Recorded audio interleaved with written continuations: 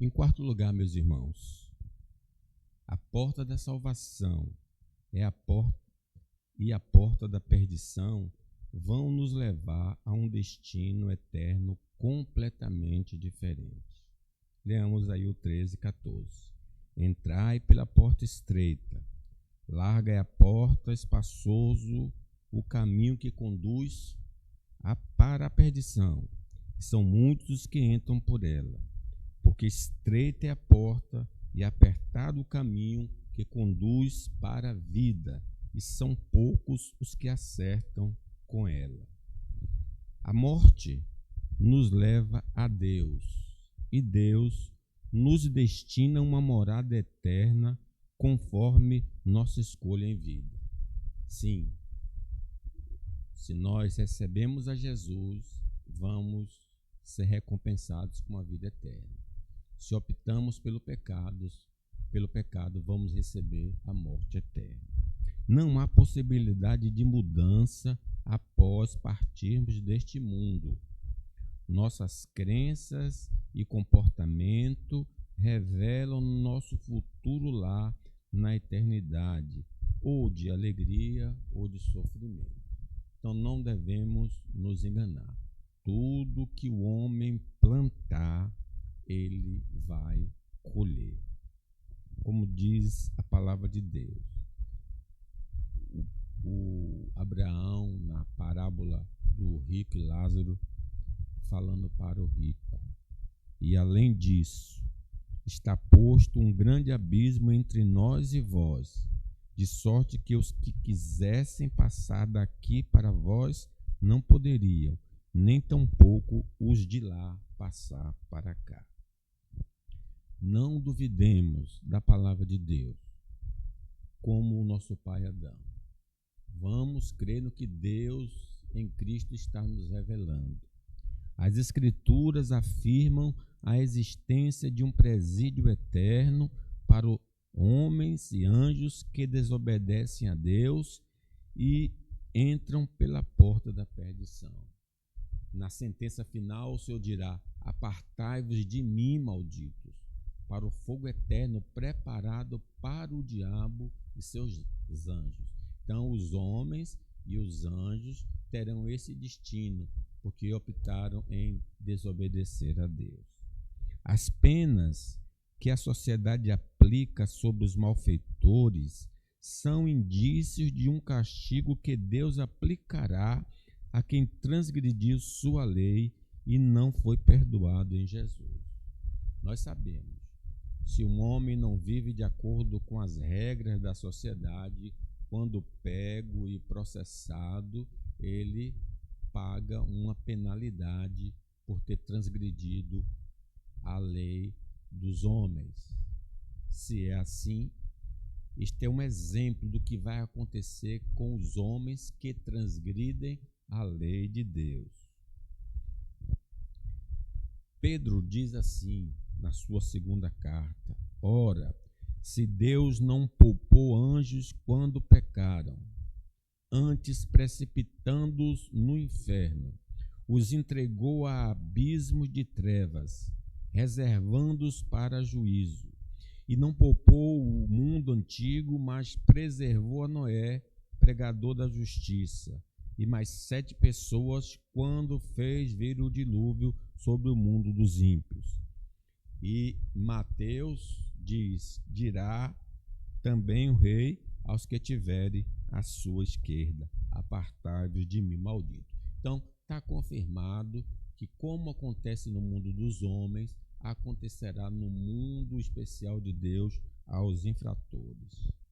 Por outro lado, a Bíblia Sagrada deixa claro que existe um paraíso eterno.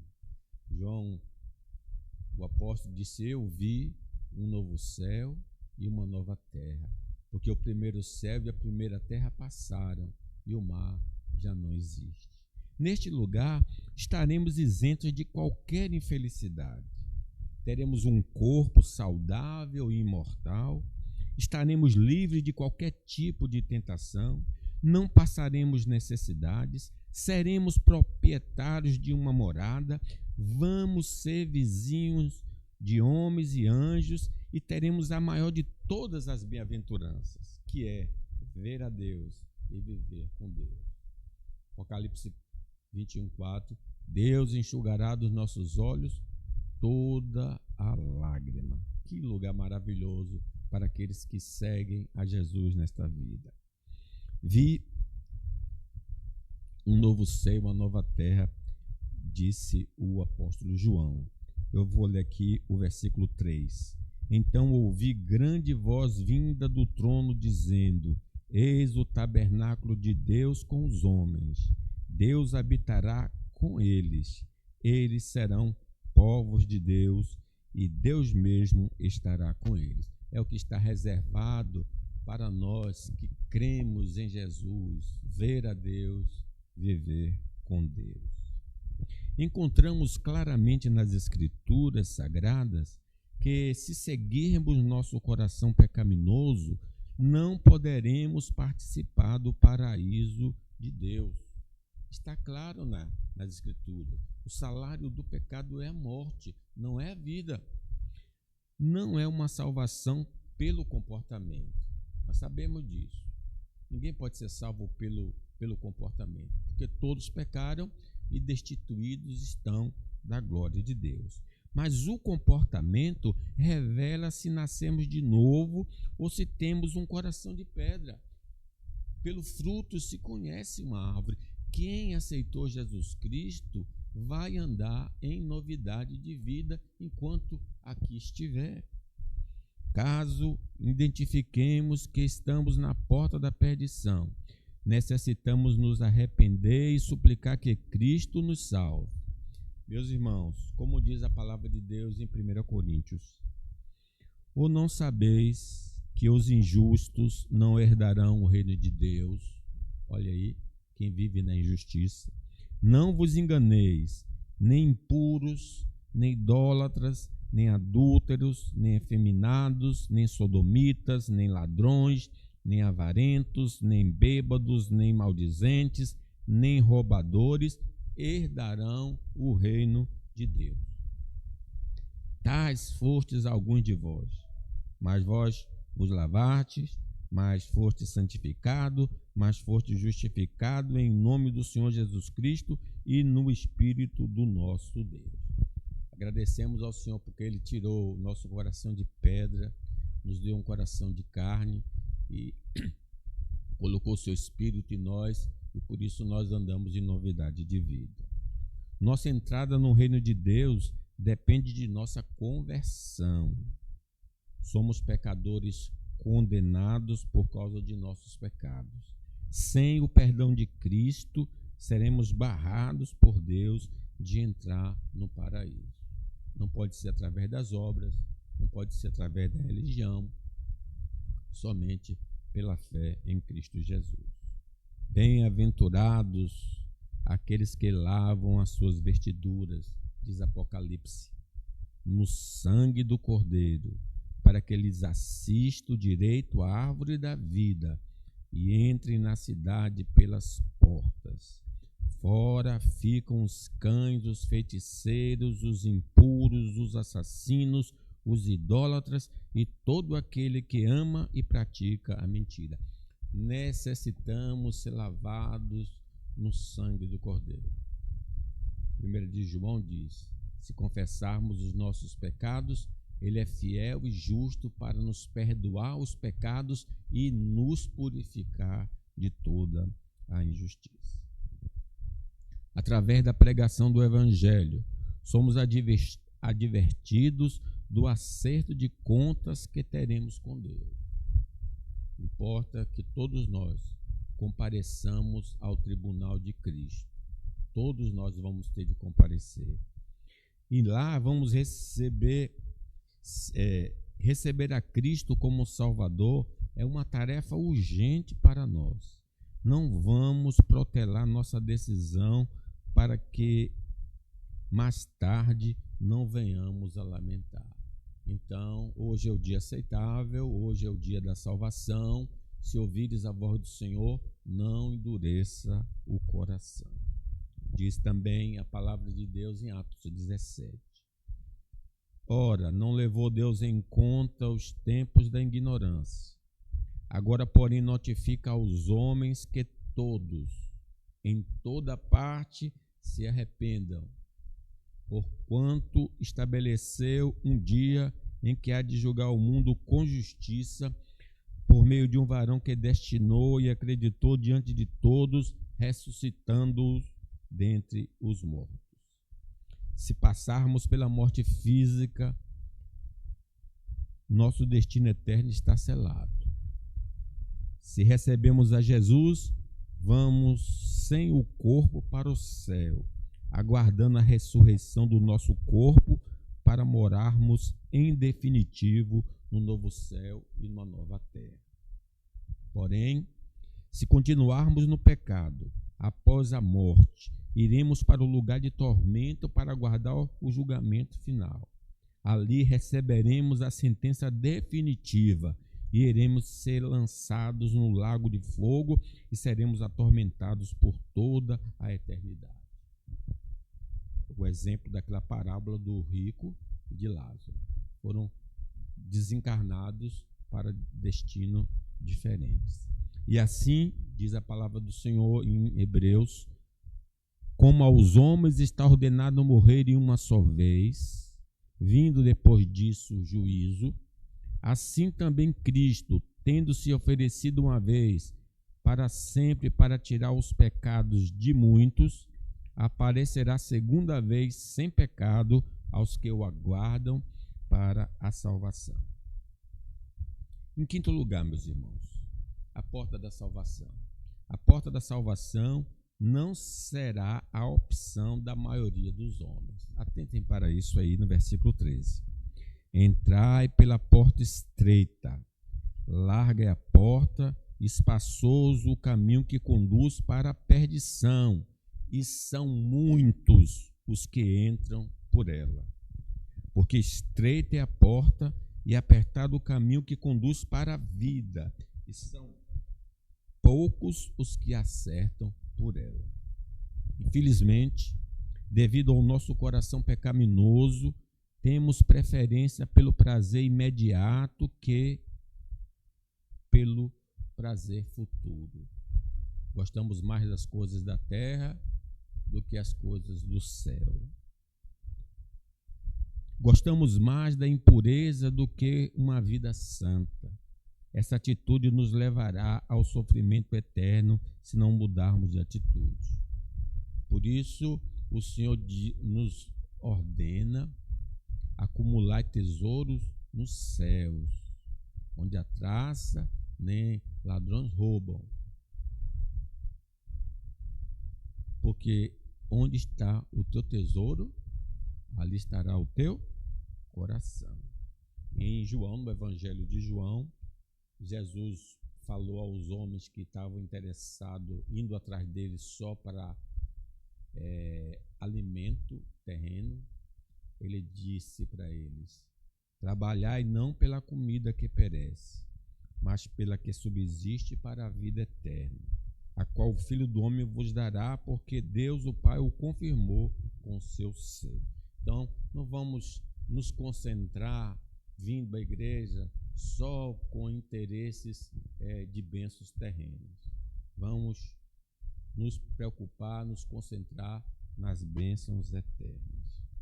Os tesouros da terra, por podermos vê-los, temos a tendência de buscá-los. Mas o tesouro do céu, porque é uma promessa, nossa atitude é rejeitá-lo. Sem fé na promessa de Deus, não podemos ter acesso ao gozo interno do tesouro e nem iremos desfrutá-lo no retorno de Cristo. Não podemos viver por vista, devemos viver por fé. O justo viverá por fé. Então, quando eu creio em Jesus, eu tenho o gozo, a alegria indizível dessa recompensa que ainda receberei na eternidade. Mas, infelizmente, muitos ficam mais impressionados com o que vê do que o que não vê. E Jesus reprovou essa atitude de Tomé. Se eu não ver, eu não creio. Não. Seja crente, não seja incrédulo. Bendito Deus e Pai de nosso Senhor Jesus Cristo, diz o apóstolo Pedro, que segundo a sua muita misericórdia, nos regenerou para uma viva esperança, mediante a ressurreição de Jesus Cristo dentre os mortos, para uma herança incorruptível, sem mácula, imacessível, reservada nos céus para vós outros, que sois guardados pelo poder de Deus, mediante a fé para a salvação preparada para revelar-se no último tempo. Uma herança que não pode ser destruída, está guardada por Deus para nós. E nós mesmos estamos sendo guardados pelo Espírito Santo para recebermos esta herança no retorno de Cristo. Os tesouros que encontramos na terra são temporários e podemos perdê-los. Já o tesouro celestial é eterno e não pode ser perdido.